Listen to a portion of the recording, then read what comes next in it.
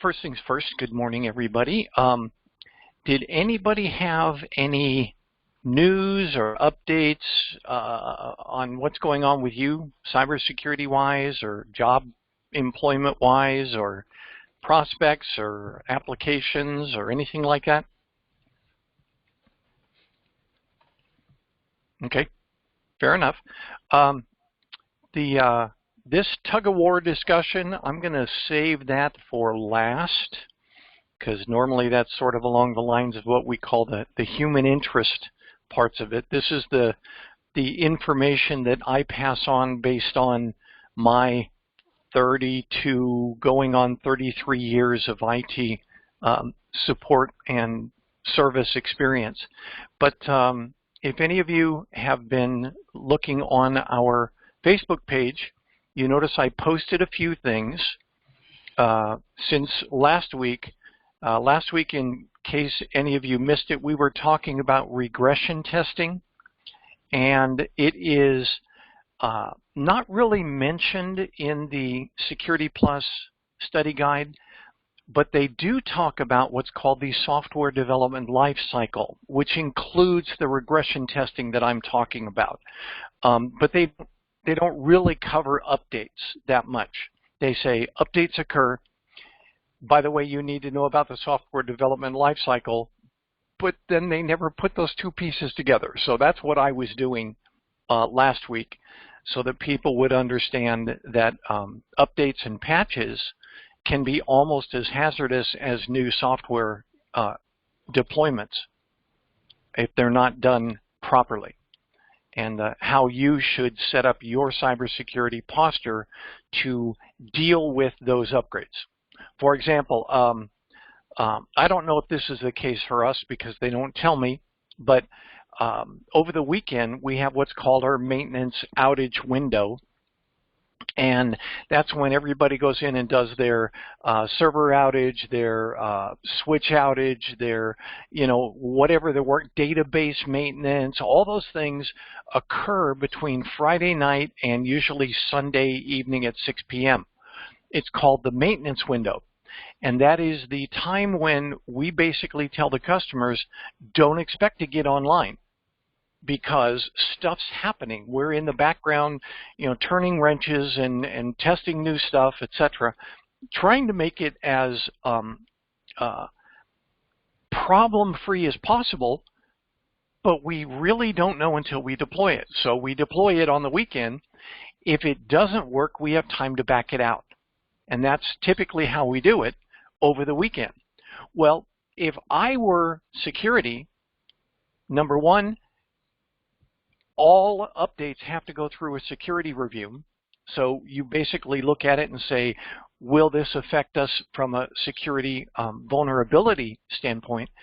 But then afterwards, once it is in place, what's the first thing you should do? I would test it. That's right. You are responsible for the security of the infrastructure, regardless of who puts, a wrench in the problem. It's your responsibility to make sure that everything is secure as advertised. So my thought is, Sunday evening they finish their all of their patches and updates, and Sunday midnight I would kick off security scans to make sure that everything is back the way it's supposed to be before your VIPs and your senior executives and your C-level people come in Monday morning and expect everything to be as good or better than they left it on Friday. So just something to think about. If you're in a security environment, you need to time your security to go to complement operational updates like patches and new deployments, change management, etc. It all works, but then the question is, did it work properly? Okay, so any questions on that? Any discussion? Just a reminder that you may not be in operations, but you definitely are affected by operations, and they by you. And that's one of the things we're going to get into later in this. So I talked about Phishing-As-A-Service. Did any of you have a chance to take a look at this article? It's pretty scary because when you talk about committing a crime, like a cyber crime, you have to have been caught doing something. You know, did any of you ever see the movie or read the book The Minority Report with Tom Cruise? The Minority Report is about this future crimes division. In other words, there are these supposedly psychic 3 humans that can actually see into the future, so they predict what's going to happen, and they look at crimes that are about to happen. And you know, the whole thing is very artistic and that sort of thing, but they basically this is in Washington, D.C., and they set up this group called the Future Crimes Division, and they arrest people just before they commit a crime. So, you know, today, that's not really something you can do. You could say, well, you were about to hit that guy. Yeah, but I didn't hit him. You were about to run that red light, but I didn't run that red light, you know. So this Phishing-As-A-Service, the problem we run into is the people who are offering these software tools, if they themselves don't use them, they aren't committing a crime. They are offering the availability of a tool that will allow you to commit a crime if you use it, but that doesn't mean that they themselves are committing the crime. So how do you stop them? You don't, because they're not doing anything illegal. They're doing something that is definitely what I call black hat. They're not actually, you know, conducting the attacks, but they're handing this to anybody who's got the money to pay for it and saying, you go do the attacks. Yeah, that's still supply chain for an attack. So Phishing-As-A-Service, as they said in the article, there are tools online, literally web-based tools. You don't even have to install onto your workstation or server. There are web-based tools out there that allow you to conduct cybersecurity offensive operations for as little as $40. You got, you know, you can either buy your pair of Jordans, or you can, you know, conduct a cyber attack against somebody. That's frightening. It's cheaper than the Jordans. Yeah, yeah. So the problem we run into is that the people who are doing this are doing it for the money, and the fact that they don't have anything that holds them back from this, because, and this is, you know, what I call the hacker mentality. I've heard other people use that phrase, but here's my phrase for this. The hacker mentality, I came up with this in the late 90s, and it's basically that if you are dumb enough or inept enough to stand up an infrastructure or a service that does not contain adequate security controls, and I am able to compromise that system using my own, you know, smarts and techniques I've learned or whatever, then the fault is yours, not mine. And it's a frightening thing for people to basically say, if I can break into your system, it's because you haven't prepared yourself for me, and therefore it's your fault. That's pretty frightening. But that is the mindset that a lot of our gray hat and black hat people have. And that is, oh, well, if you were dumb enough to leave yourself available for that sort of attack, I don't agree with that. Not everybody in society, is as clued in as you are. But that doesn't mean that society has to be as clued in as you. I don't agree with that. People should exercise their own personal restraint on these things. And that's what you don't learn in the classroom. And that's what you don't learn in your Security Plus exams and stuff. They say, here's what can happen. Here's how to stop it. But they don't describe the mindset driving why these things happen. Some people do it for fun. Ha ha ha ha, let's see if I can down Woolworths or whatever. Give it a try. It's only a mom and pop shop. It's just my old school district. Who cares? I care. So this Phishing-As-A-Service, it's frightening, and it's also, the bad news is it entices people to give it a try because it doesn't cost very much. And all of these tools are almost point and click. You go into it and it says, who should we attack? Go get them. That's horrid. They do everything except the actual attack, and then they sell it to you. And you go out and commit the crime. You end up subjecting yourself to risk, possible incarceration until you're old and gray like me. And this other guy just, collects the money from their transaction with you. That's wrong. It's just wrong. So anyway, there we go. That was my ethical rant for the day.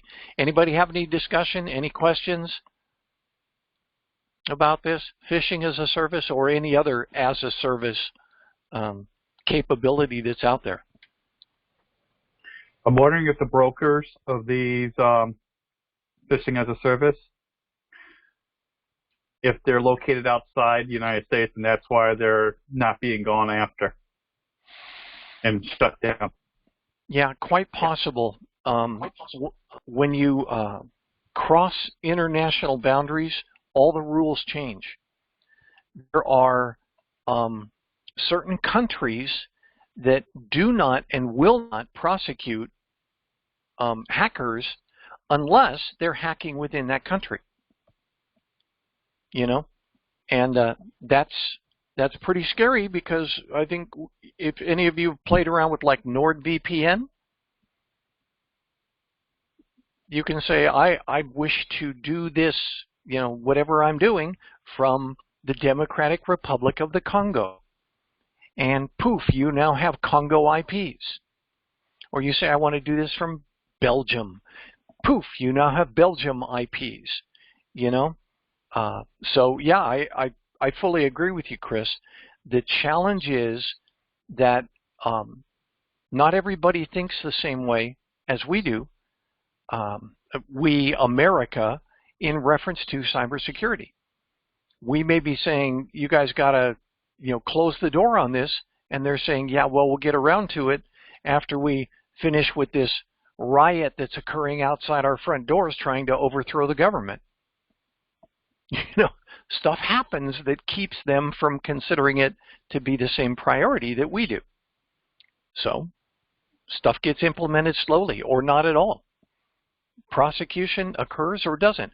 You remember I shared the thing about the Russian cyber group that at the U.S. State Department or FBI, I forget which, insistence, they went and they arrested a whole group of hackers that were causing problems, but then Russia invaded the Ukraine, and their lawyer literally said, Russia probably should drop charges and use these people against the Ukraine because this is what they do. International politics can get can really muddy the landscape for things like, these guys were in jail And next thing you know, they could be heroes based on politics. So just be careful. Don't be one of those people. Anything else before we go to the next one? Okay. That was Phishing-As-A-Service.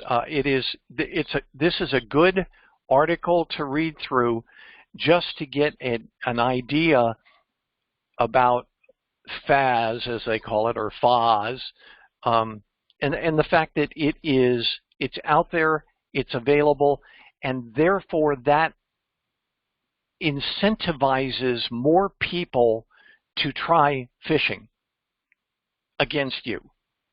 And the only question is, how sophisticated are these tools that they're purchasing? You know, that they're licensing for a while, and that's scary. You know, so it's helpful to read it. I think there's some good stuff in it. Next one, 8 cybersecurity predictions. Do you guys have a chance to look at that one? That one was good because all you have to do is read the 8 and you're done. Okay. They talk about, and this is ZDNet, editorial director of ZDNet, and said, this is where I see cybersecurity going in the future. And the points that this guy makes, Steve Ranger is his name, the points Steve makes are all very solid, good points. So that's why I thought it would be helpful for us to look at it. But it basically says, these are things, okay, here it is.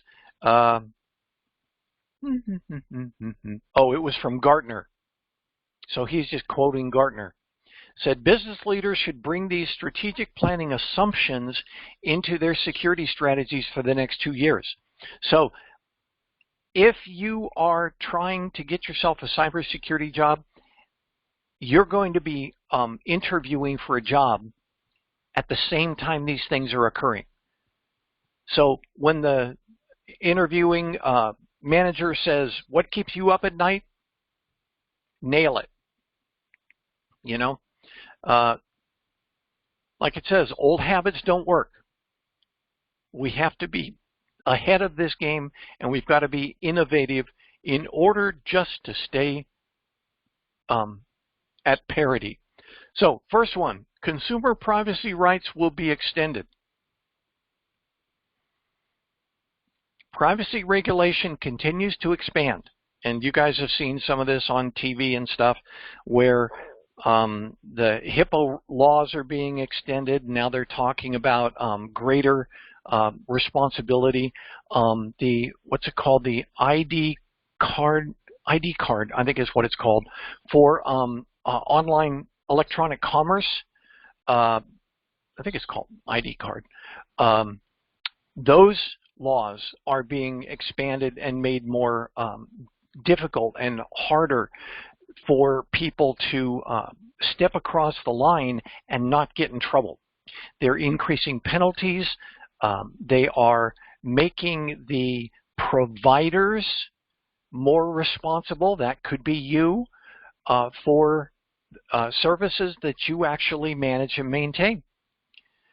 So, and they're doing this globally now. So, for example, what if you accept Visa? Well, Visa is going to specify that you have to do this certain level, minimum level of security. That's the ID card, ID card Alliance or whatever it's called, but it is for Visa, MasterCard, American Express, Discover, anybody that does electronic credit card transactions online. I forget what it's called. But Scott, you said different than PCI? Purchase card industry? That's it. PC card, right? Purchase card. That was the one I was thinking about. So their regulations and requirements are becoming more stringent, all on behalf of the clients, and being able to, or being required to, protect the integrity of the data that you collect in your system, so that there's not another Goldman Sachs breach or another Target breach or another Amazon breach or another, you name it breach. Those things are all occurring, and your information, your credit card information, your social security numbers, your mother's maiden name, all those things are being leaked out into the dark web with annoying regularity. So governments are starting to put things in place which make the penalties more severe and also put greater responsibility on the people who have and maintain this data. So just something to think about. Consumer privacy rights will be extended. Next one.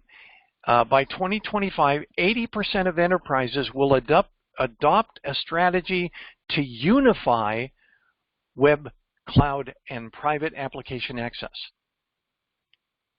Do you sort of understand what that means, just in short? They're trying to bundle, hey, Flo, progressive. No, they're trying to bundle all of your services together in like Amazon Web Services or Microsoft or whatever. So these large service providers of web services are going to bolt on additional services so that you don't have to have Amazon and Microsoft or Amazon and these guys or whatever. Amazon is going to build up and give you no reason to leave them. So you can rely on Amazon, provided that Amazon is working right. So what it's saying, they're going to unify web, cloud, and private application access. Main thing, like it says, tighter integration, fewer consoles, fewer locations where data has to be decrypted, inspected, and re-encrypted. It's all within the, if you want to think about it, the Amazon ecosystem. That's the word they're using these days. The Amazon ecosystem, so maybe they can bolt on new things so you can get rid of that other service with that other provider. Just use Amazon and add on there. Scotty, I got a question about that. Sure. And this is my backup, no single point of failure going here.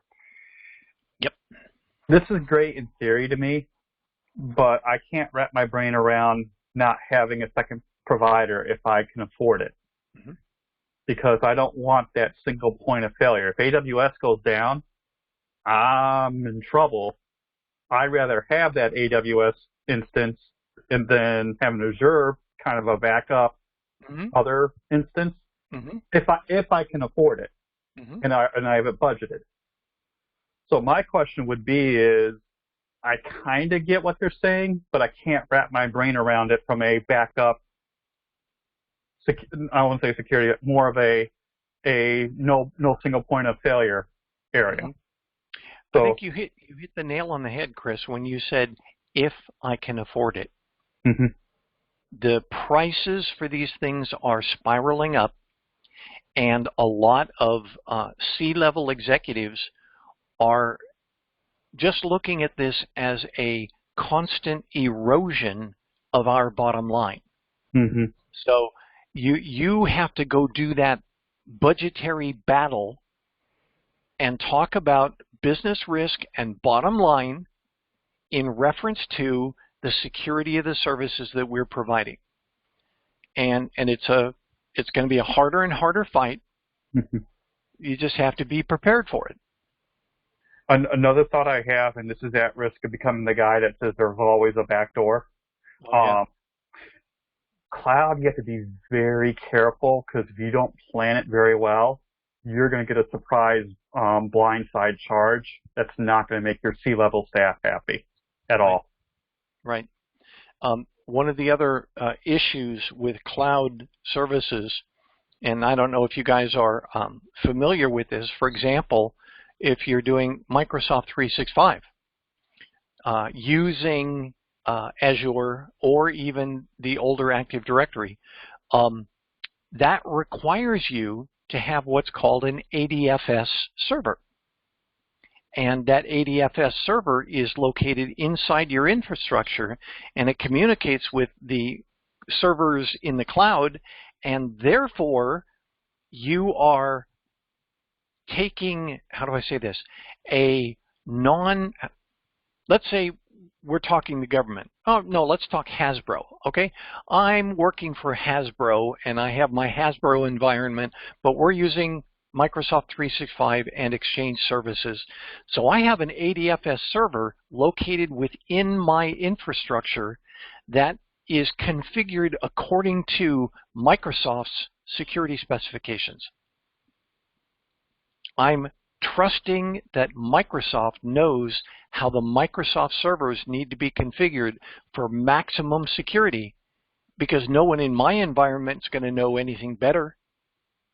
But what happens if Microsoft is wrong? Then they have literally set it up to where people's environments, in my case Hasbro, now contain a server with risk. Or even worse, a server that has been compromised, you know? So big risks involved in all of this. There's no way around it, and the alternative is to go back to typing letters on your IBM Selectric. There are no alternatives.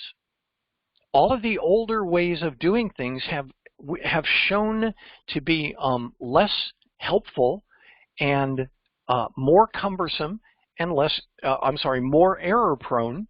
So you have to move forward, and it will cost you, and it will subject you to risk.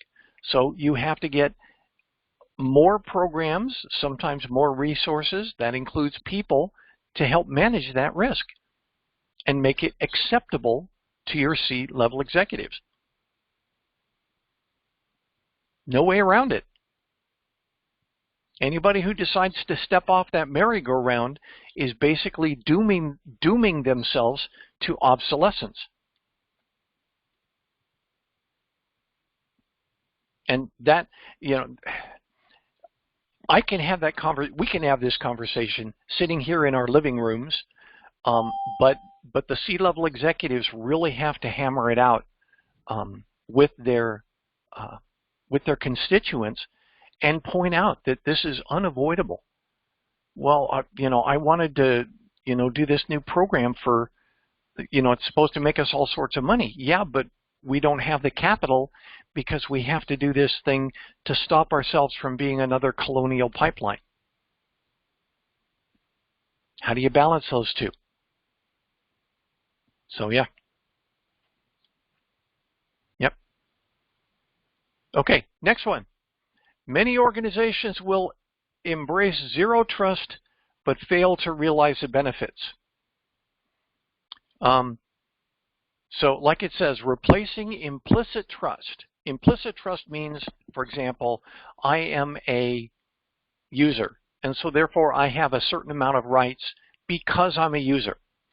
But implicit trust means that out of the box, your computer comes with a user account and it has certain rights, and you just leave it that way. Implicit trust. Well, you're talking about explicit trust. No permissions are given unless they are required and specified. So there's no implied trust or capability or access levels. So replacing it with identity and context-based risk-appropriate trust is powerful, but requires a cultural shift and clear communications that ties it to business outcomes to achieve the benefits. Why do you think it has to be tied to business outcomes? Because it's going to be expensive and it's going to be disruptive to your customers.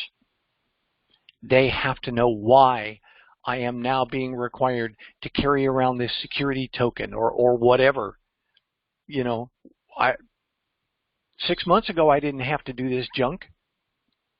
So you have to be prepared to communicate this in a intelligent manner, not just, we're the dragons from cybersecurity and you must do what we say. No, you've got to convince them. You've got to remind them that what you are doing is in their best interests. And this is hard to do.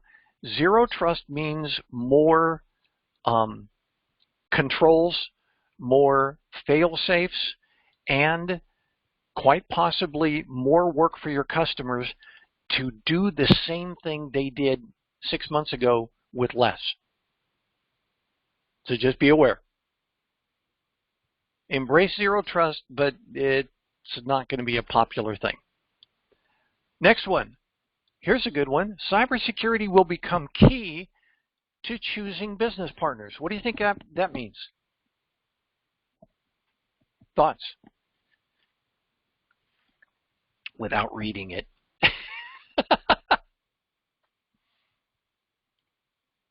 Here's something that is going on in the federal government right now. They are basically saying that the federal government agencies must adhere to a certain set of standards and criteria and settings. And they are also now legislating that entities that do business with the federal government will also adhere to those same levels of security and of the data, of the transactions, et cetera, et cetera. If the federal government's required to use multi-factor authentication, guess what? You as a government contractor are required to use multi-factor authentication, or else we will not give you your contracts. That's what's happening. So that's what they're talking about, choosing business partners. Pretty soon it's going to be a case of, do you provide this level of security? Do you provide this level of assurance? And if the answer is no, you will not even qualify to partner with me. Right now the federal government's doing it, but pretty soon, what happens when IBM does it or Amazon does it? Who knows? Real world experience for me, Scotty. Mm-hmm. There's a software supply chain NIST document that's coming out, or it has come out, and the too long didn't read version of that is we as government officials, when we pick our software, must know how it's coded, if there's any vulnerabilities, all the whole 9 yards of, hey, are you guys aware of any vulnerabilities to your software? Do you follow the MITRE Corporation or whatever framework you do? Right. Oh, by the way, if you guys don't follow any of this, we're not going to even bother recognizing you as a potential client. Right. And it's highly suggested that people who buy software and they find out that the software doesn't follow that framework, you probably are highly suggested not to buy that software as much as your customers love that software. Right. That's the tough discussion. You're like, what? We've been using this for years. Yeah, well, now it's time to change. Here's more secure. Or it's popular. Right. It's a popular software. Yep. But I guess there are going to be a lot of businesses and organizations who will not be able to afford those additional security features. Like you said, if government says, in order to have contract with us, you have to do this, do that, and I assume that some businesses will not be able to afford that, because recently I spoke with some person who just mentioned that his company had to pay something extra, hundreds of thousands of dollars, because their client required some additional step of security. And right. He was talking that was necessary, but then he said but client required and then we had to do it. And I was thinking, yeah, probably your company can afford that then. But what if some companies or organizations cannot afford that? So Right. Yes, I agree him because all these are security application and software. They are very expensive, and when the organized want to be assess of these software or security, they want to give how many user want to be use this application. They charge by the user because it is very expensive. So company earn a good money on this thing. So I agree with you. All these conversations aside, the contractors are coming back saying, that's great. Well, when you come up for your renewal of the contract, we want more money. That's right.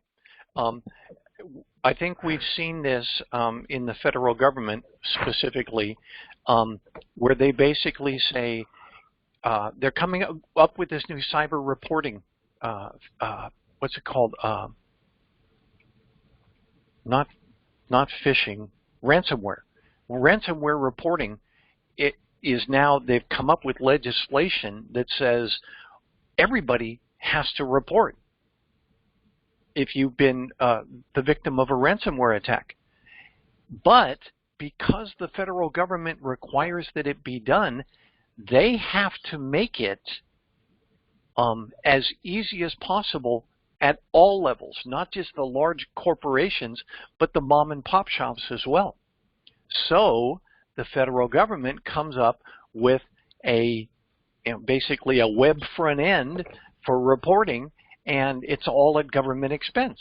Your taxpayer dollars hard at work providing the ability for these lower capitalized companies and small corporations to be able to do what the government says they must do. So yeah, there's always that concern. But I agree with you.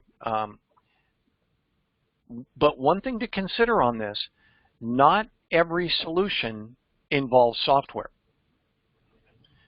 Let me give you an example. Let's say you are using the G Suite from Google. You're using Google's Mail. Google's Mail contains the ability to enable multi-factor authentication. It's a bloomin' checkbox. Enable MFA, click, done. Microsoft Exchange, same way. Active Directory, Azure, they all have it built in. Amazon Web Services, Cisco, it's all built in. You may not be using it, but that's where the change needs to come. It may not be, let's go out and buy something new. Let's make the stuff that we currently have work at that higher level of security. Now, training and that sort of thing, that's your responsibility. But, it may not be the cost you think to go buy something new. It may not be that. It may just be we have to change our way of doing business and turn on those little extra security controls that we bypassed before because they were so inconvenient. So it may not be money, but it may require a mindset change. So let me get through these and we'll keep going. Ransomware payment legislation. Up until recently, everybody, if they were subjected to ransomware, could decide themselves whether or not they're going to pay, and the ransomware, extortionists would say, pay us this much money, and literally have a scale based on how big you are or how big your annual product is or services, etc. Because guess what? Your annual reports are published if you're a public corporation. They know how much you make. So what they're saying that 1 in 3 countries are going to introduce new laws that say you must not do this, or you can only do this to certain amounts, or you must have insurance or whatever. So, just be prepared. It may be less and less, your CEO's decision. The governments may have made that decision for you. And from a, let's say I'm a black hat standpoint, that basically will help me decide, well, maybe I won't go hack companies in that country because they have just involuntarily limited the amount of ransomware demand that I can make. They've told these folks they can't pay that much. You're not allowed to. It's against the law. Okay, so maybe I'll go to this country instead, you know? They're trying to discourage ransomware and enacting legislation telling these people you can't pay this, or you can only pay so much, or whatever, or you must have insurance. So just they're basically saying that ransomware used to be this wild, wild west, you know, hack a corporation, get Bitcoin, go home happy.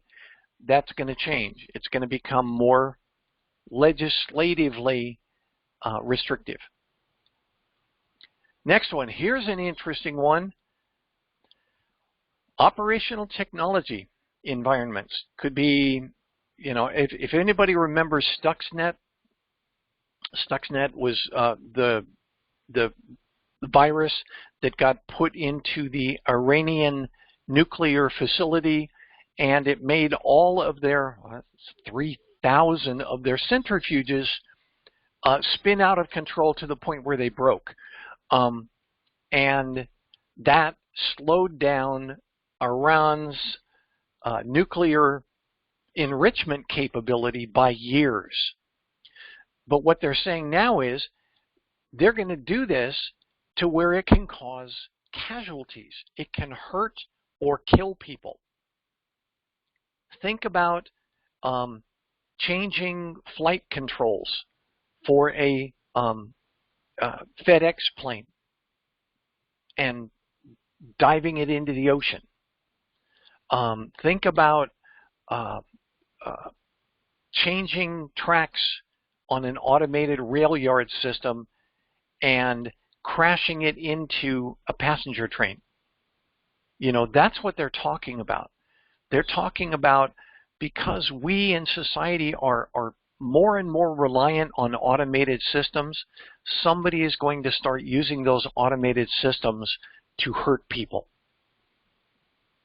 So just be aware of that. Weaponized operational technology. Scotty, very quickly, it's already been done. Okay. So I'll leave it at that. I'll leave it at that. Okay. Yeah. Okay. Resilience will be more than just cybersecurity. CEOs will drive a culture of organization resilience from everything: cybercrime, weather events, civil unrest, political instability. You know, what if we're down in Venezuela? What if we're in Bahrain? What if we're in, you know, we are now doing business internationally, and therefore we have to be prepared for what may occur locally. So it's not just cybersecurity. We're talking about things that may happen all the time, everywhere. So an organizational resilience. How can we stand up to this? How can we withstand this? So it's going to be more and more a topic in the C-level corridors. And last, cybersecurity will be counted in the CEO's bonus. How well did you protect our bottom line, Mr. CEO? Remember, we're always smarter when we talk about cybersecurity in reference to business risk and bottom line. Well, now it's getting, you know, the Gartner predicts it's going to get up to the CEO level where he's going to be held accountable to the board of directors who are going to say, you ignored cybersecurity because you wanted to make profits, but instead we got compromised and lost $20 million. We're taking that out of your bonus check, Mr. CEO. See what I'm saying? I wonder how many CEOs will now decide that, hey, I'm going to defer this over to my CISO and make them part of the board, because there's a lot of companies that don't have a CISO on their board. Yep. Very good point. And I think you may have seen some of that in the FISMA. I think it was FISMA, where they basically said the CIO, federal CIOs need to be at the level of an assistant secretary. They have to help craft the budget for this department. And most federal agencies have done so, but not all. So anyway, any topics before we get to the last one? This is my war story. Any other topics? Anything to bring up? Okay. Couple years ago, I was the Enterprise Service Desk program manager and for a federal government agency, and we started to get phone calls. Hey, my printer's printing out gibberish. Hey, my printer's not working right. Hey, I can't figure out what's going on with my printer. And we started to put together a, first thing is you'd go over there and you'd test the printer and it would test fine. Okay, these were all network printers. And we could not figure out what the issue was. But we started to realize that it only fell into a particular class of printer from a particular manufacturer. And then we got even farther granular and found out it related to a certain NIC card on the printers themselves. So we said, there may be a problem with the NIC card. But no, that wasn't the problem. Somebody was saying, I think I'm being hacked. So we called security. And security said, oh, where was this printer located? And we'd tell them, and they'd say, oh, that was us. And we were like, what? Because help desk is getting swamped with phone calls and customer support problems. And security was like, oh, my bad. What they had gotten was a new security scan tool. And they said, scan everything. And when they scanned everything, these printer NIC cards would respond by regurgitating lots of gibberish onto the printer paper. So you'd be sitting there next to a printer and all of a sudden it'd go and start printing out junk. So they thought something was wrong with the printer. No, it was the particular software that they had purchased that was scanning the printers for security vulnerabilities, caused the printer to hiccup and print junk. So that's why I said there's always going to be a tug of war, because the objectives for operations and the objectives for security are slightly different from each other. Are you catching on? Security is trying to make sure that the environment is secure and vulnerabilities don't exist, and that everything can be conducted by operations in a secure and safe manner. Operations wants new stuff, new capabilities, want it quick, want it easy for the customers, and want it now. Okay? So here's this issue, and it just popped up with this printer thing, because I was talking to somebody in our security group, and I said, can you guys scan this stuff for me? And they said no. I said, why not? They said, because remember? And I said, oh yeah, a couple years ago. And so the only scans that they do now are directed and communicated in advance. They don't just do blind scans out of nowhere.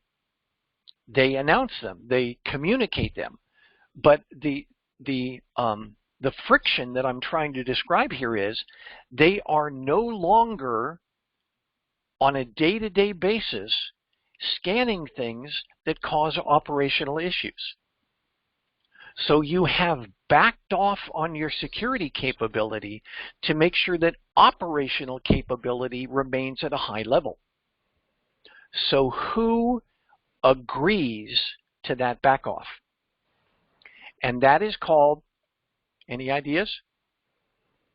Who signs off and says, yes, it's okay for us to not scan these devices except under controlled circumstances? Administrator.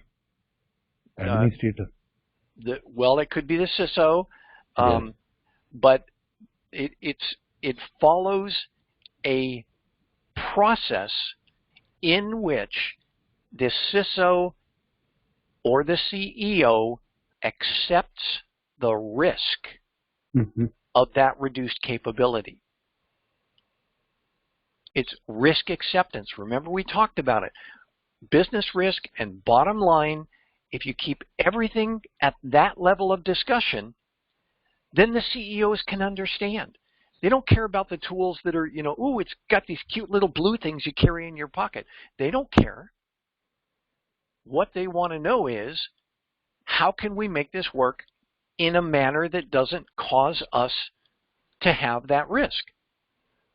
So somebody back then had to decide that the operational impact of these printers arbitrarily turning on and printing out gibberish was enough of a disruption to where they chose to back off on their scans, on their impromptu scans. Okay? That's the friction. You're always going to be sitting there and people are going to say, yeah, but we need this. And you're going to say, yeah, but this is a bad idea.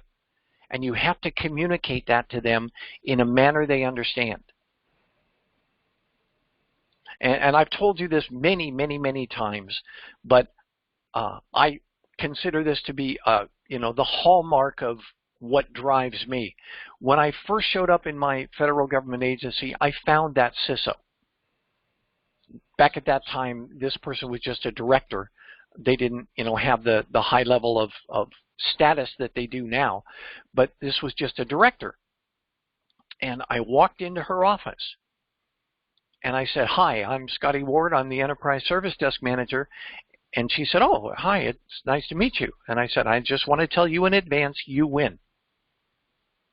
And she looked at me and she said, what do you mean? I said, I know that there is always going to be this tug of war, this friction, this give and take between operations and security. And I want you to know you get first shot. And then we will make things work according to what you require. Not, we need this, and then you telling us that's a bad idea. Let's make sure that security is integrated as part of our ethos. Whatever we're doing and thinking has security baked into it. That's how you become successful. You make sure that security is not a disruption to people. It's not a pain when they implement it. They know what it is. They know what is going to happen. Everybody is informed. Everybody is on board. And it is as smooth as possible. That's your role. You become that cyber diplomat to try and help make sure that the CEO says, well, of course we're going to do this.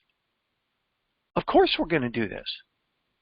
And then he sits to his board of directors and says, of course we're going to do this, and here's why. And they, your slide deck, and they all look at it all and go, oh yeah, of course we're going to do this. And there all the purse strings are opened up to allow this thing to occur, and operational testing that you've helped design is now being pushed to everybody, and you feature it at the C-level meeting and say, this is what we're going to train your people in. Oh, that's pretty good. Could you add something about this? Because my people do this as well. Yeah, good point. Thank you. Added. You bake security into business, not security as this add-on like, oh, we're going to paint our walls green and, oh, we're going to add security. No. You have to make sure that security becomes the thought of everyone in your organization. Not an afterthought, but one of their primary thoughts. Is this safe? Is this secure? Does this subject us to any unacceptable levels of risk? See what I'm saying? Make sense? I'll add on the risk doesn't have to be technical. The risk can be financial as well. Sure. Yep. Absolutely. Imagine the pipeline. What did they pay? $4 million? I think it was $4 million in ransomware, in ransom. Colonial Pipeline lost $4 million. And I'll bet you they weren't insured for it. That comes right out of their corporate profits. And, as we just saw from Gartner, CEO bonuses. So, just something to think about. You, as the cybersecurity professionals, are being empowered to do more, but you also have to be able to speak their language. It's not just about being a techie. It's about being able to communicate something very technical in non-technical terms. We had this session. Please go on to YouTube and take a look at it. There's one out there called Communicating Technical Concerns in a Non-Technical Manner. We did one of these sessions on it. And it was, I thought it was very helpful. Okay, anybody have anything before we go? Cool beans. I hope everybody has a great 4th of July weekend.